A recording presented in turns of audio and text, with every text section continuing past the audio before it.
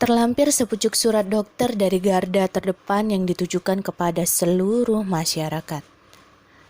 Mari kita simak. Saya adalah seorang dokter garda depan melawan wabah. Sejak timbulnya wabah, kami semua tenaga medis menghadapinya sebagai peperangan tanpa asap senapang. Dan tanpa ragu, kami bergabung ke dalam medan perang pertahanan melawan wabah. Kami menganggap diri kami adalah prajurit yang berkewajiban maju ke depan dengan darah dan daging melawan wabah penyakit, merebut nyawa seseorang dari cengkraman malaikat maut. Namun, sebenarnya kami juga hanyalah manusia dan bukan malaikat.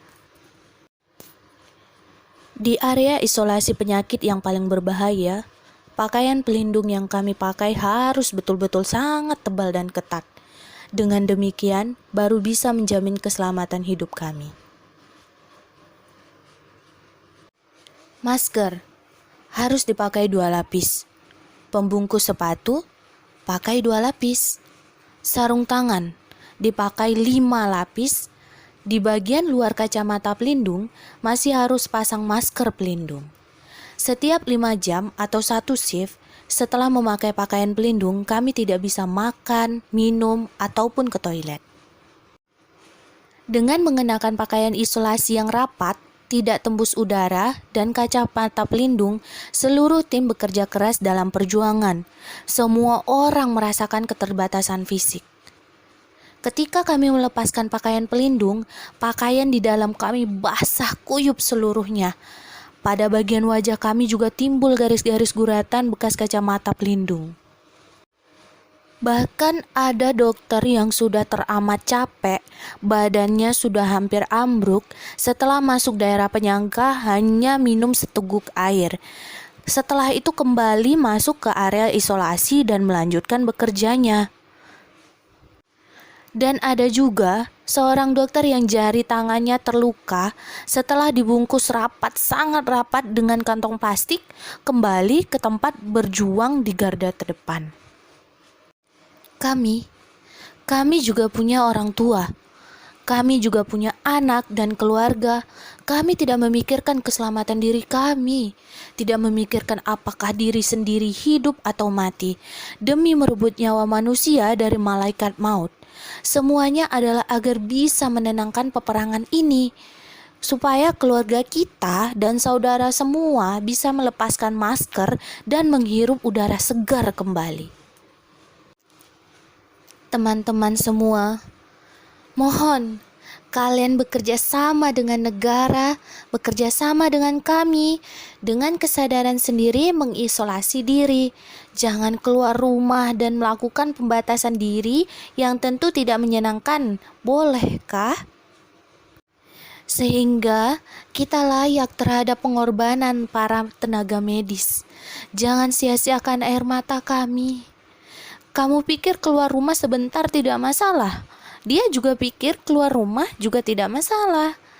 Besok semua orang pada keluar rumah sebentar, dan itu peperangan ini akan mengalami kemunduran ke belakang lagi. Bila 1, 2, 3 atau selanjutnya hanya memikirkan dan mementingkan kesenangan sendiri, maka semua perjuangan sebelumnya dalam peperangan ini akan menjadi sia-sia. Oleh sebab itu, maka mohon semuanya agar bisa bekerja sama untuk tidak keluar rumah. Jagalah pikiran dan perasaan dengan baik.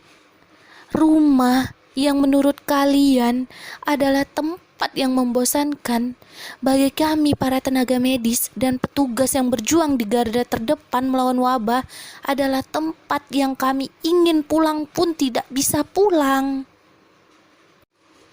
Masa yang sulit ini, apakah bisa segera terlewati? Tidak hanya tergantung pada para tenaga medis, melainkan juga mengandalkan kita setiap orang.